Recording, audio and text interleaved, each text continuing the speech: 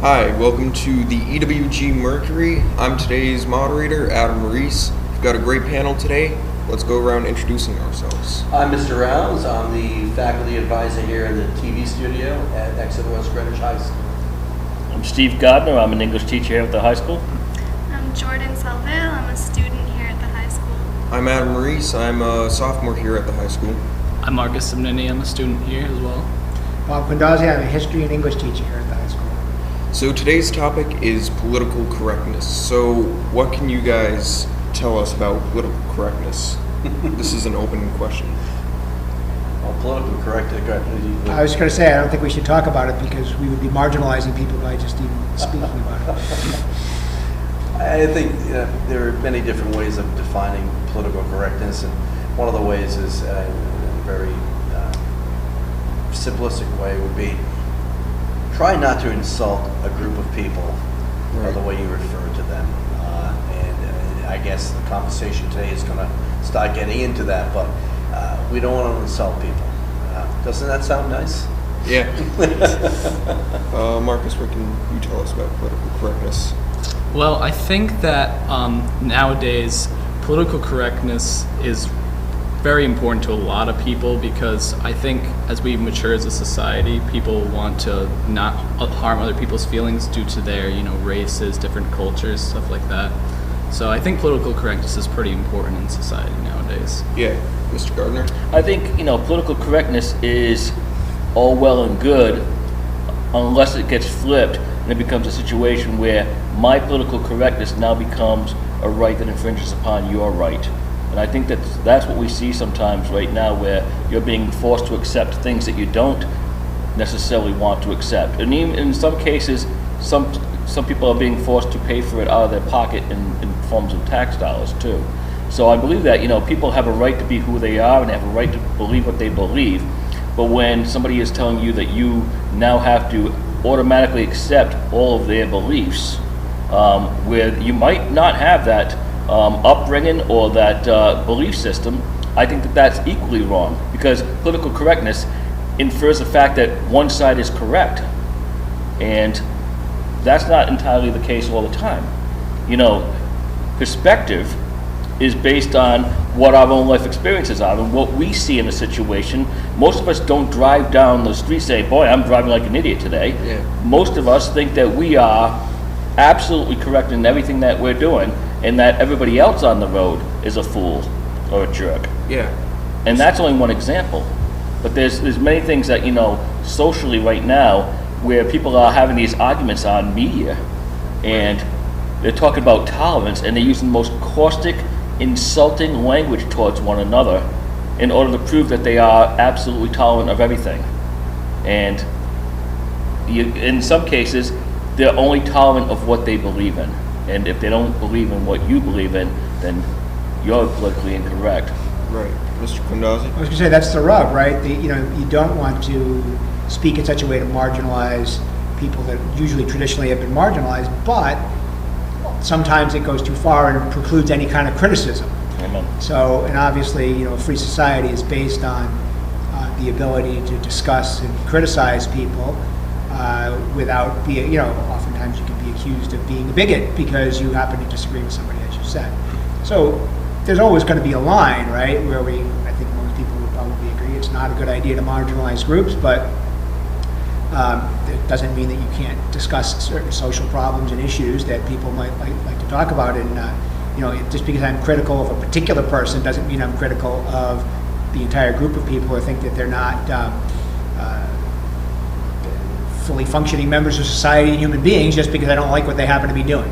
Or even that there's a solution. We read a speech at the Virginia Convention yesterday, and Patrick Henry says, listen, I've already heard a lot of people speak against this idea, But my opinions are absolutely against that, and this is what I'm seeing in front of me, and this is what I believe that we have to do.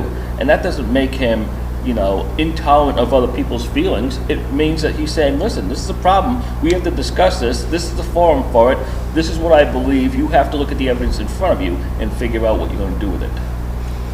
Jordan, what can you tell us about political correctness? I think as a female, I'm a little bit more affected by it because where it's acceptable for boys to do certain things, it's not acceptable for me to do them.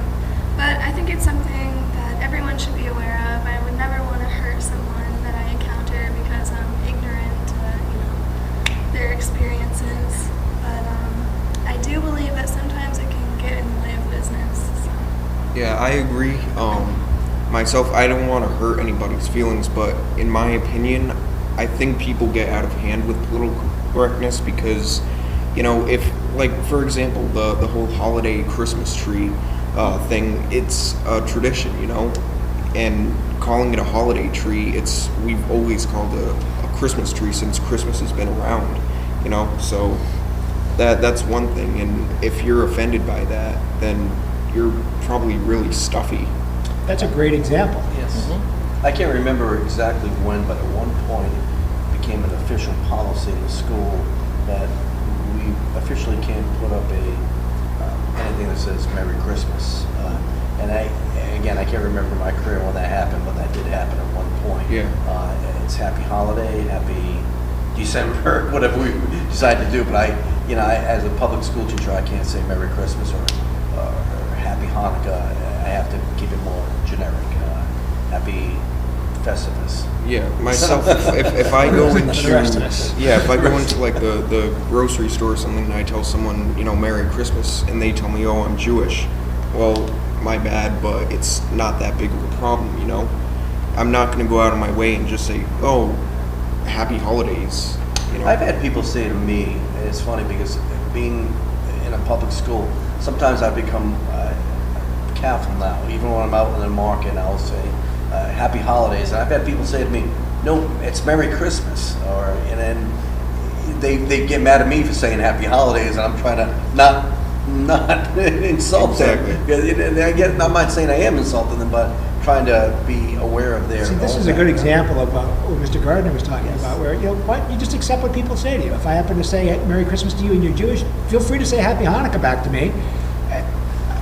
That's fine. I mean, or Happy Holidays or Happy Kwanzaa or whatever it is. It's a positive thing. It's not an attack upon your belief system when somebody happens to use like a particular holiday. I mean, we don't want to have schools where Christmas to the exclusion of everything else, or when you have teachers, which by the way you can read about in the papers all the time, like teachers telling Muslim kids to get out of school because we're only Christians around here and stuff like that. That's what you don't want, but you don't want to have it like, well, what bland phrase can I possibly come up here with that has no meaning at all, but like that I could say to somebody so nobody could possibly be insulted. Right. Holidays? What do you mean holidays? I don't celebrate holidays! Well, the situation that they had at Cranston West with the prayer on the wall, and you had, one party that was really strongly opposed to having that prayer on the wall, but there was a lot of people who actually were for it, or even probably just walked by it every day and thought nothing of it. But because one person was offended, then it became a situation where it didn't matter if the majority were offended, just so that the individual wasn't offended. And I believe that, we're all going to have situations that we're faced with in life that are not going to go our way. If I got everything my own way every single day of my life, then I would have a very different outcome than what it is. There's been a number of times that the door's been closed in my face as far as what I could do. And sometimes it might be because of I was white, because I was male, because I was Irish, because I was whatever. And I just didn't get a job. I was, you can go to certain restaurants in the state that, are not going to have a white Irish boy serving their food. Yeah. That's just the way it is. Yeah. All right, we're going to take a short break here. Don't go away. We'll be right back.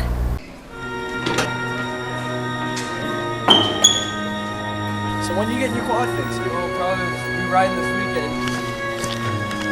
Or riding soon. Dude, that's massive. Dude, crap, man. I gotta go to my car. All right, I'll catch you later. Alright, see you. When two worlds collide, it's not always a good thing. texting while driving. They really can't wait. Don't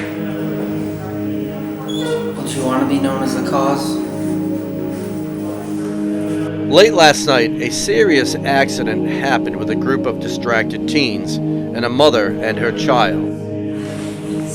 Could you live with it? Teens were driving late last night and went through a stop sign, hitting and killing the mother and child. You can't undo this mistake.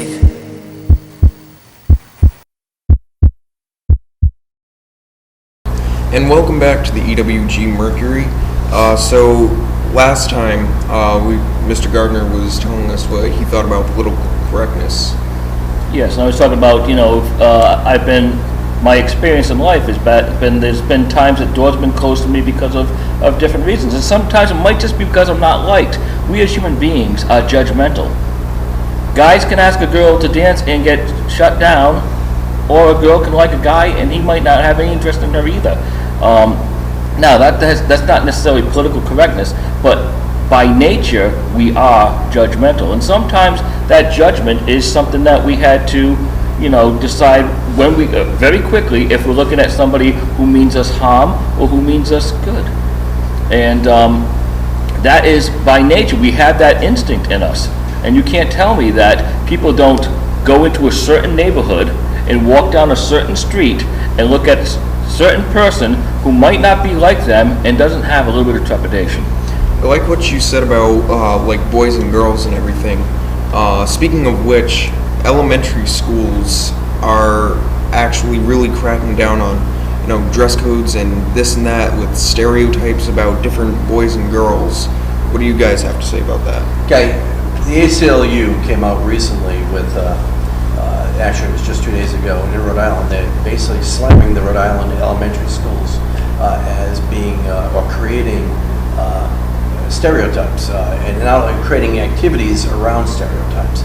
For instance, they found that most field trips at the elementary school, females go on pajama parties, they go on father and daughter dances, they go on participate in ice cream socials, while they're finding a lot of the field trips for males are at laser tag and sports events. And they've slammed the elementary schools in Rhode Island recently in the papers and on the news, and that's a whole different type. It's related to political correctness, might be its own entity. But Mr. Guadazzi and I were having a conversation about this yesterday, and the whole concept, and you're the female here, so we're having to refer to you here. Yes. I'm going to ask you right off the bat, I'm going to take your spot for saying, in the elementary school, do you feel that you are being pigeonholed into the traditional female role in society? Maybe it was present in my elementary school. However, I was really into just doing my own thing, and I never really experienced that. Maybe it was because I was just ignorant to it. Maybe in my younger school days, I would definitely be chastised by younger boys with the same name for having the name Jordan. And even I've gotten calls home, like you're going to a new school and they're calling home to get information, and they'll ask to speak to my mother's son, Jordan. So I don't know. So I have quite a bit to say about this, just because it's been a part of my life. My daughter's in elementary school, and they had, I was a member of the PTA, and traditionally they had the gentleman's choice and the ladies' choice, because they wanted to divide the school in half because they couldn't accommodate everybody at once. And it was always basically the ladies' choice was the father-daughter dance, which I have a problem with just to start with. Why would you segregate people like that by gender? And then the boys would always go like tubing at Yagu.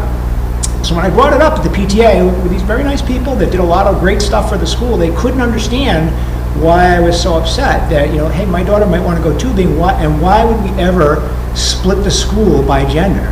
And there was a tremendous misunderstanding. They really didn't quite understand why I thought that was the wrong thing to do.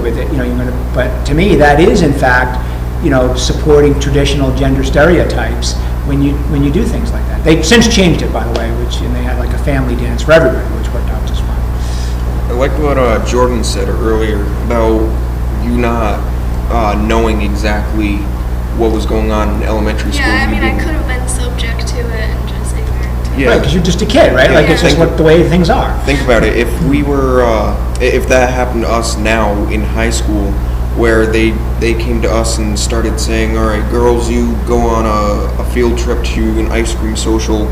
Boys, you go play laser tag or airsoft or something," then we're obviously gonna know something's up and it's wrong because we're bolder and we've got more to say, and we know what's right and wrong.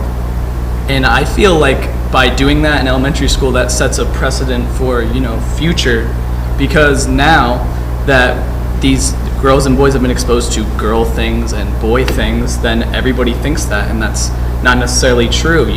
Girls like things that guys like, and guys like things that girls like, and we can't move forward as a society unless we deal with that and not set these precedents. Exactly, and if that's a case of segregation with earlier times, segregation of African Americans and white people, then it's still kind of the same kind of rule. Don't segregate boys and girls. It's sexist. There are still schools in some parts of this country that segregate. They have white proms and black proms, and that still happens, believe it or not. And every so often you hear, you read on the internet, or you hear about a school in Mississippi or Alabama who's still doing that. It's not the school, they get around it, by the way, it's not the school, doesn't have the prom, right? Yeah, you're The right. private groups run the prom, and so they have this do something. I just want to go back to the boy-girl thing one time, something just popped into my head. I remember when my daughter was like 2, I went into like Discovery Education, which is a toy store, and I said, "I'm looking for a present for a 2-year-old," and the first question out of the person's mouth was boy or girl. And I stood there and I said, "What difference does it make?"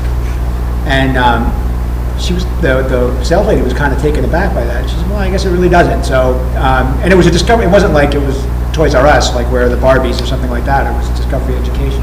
But things have changed, and I think probably in a positive direction. When I was in junior high school, I remember we had 2 gyms, one for the boys and one for the girls, and the girls' activities were far different. I than the never boys' experienced any of that. But Maybe I don't know. I don't think they still have 2 gyms Yeah. anywhere. Yeah, They we- still do, but Well, I'm sure they they're can mixed. separate it. With me and Metcalf in elementary school, I do remember there was a curtain every now and then.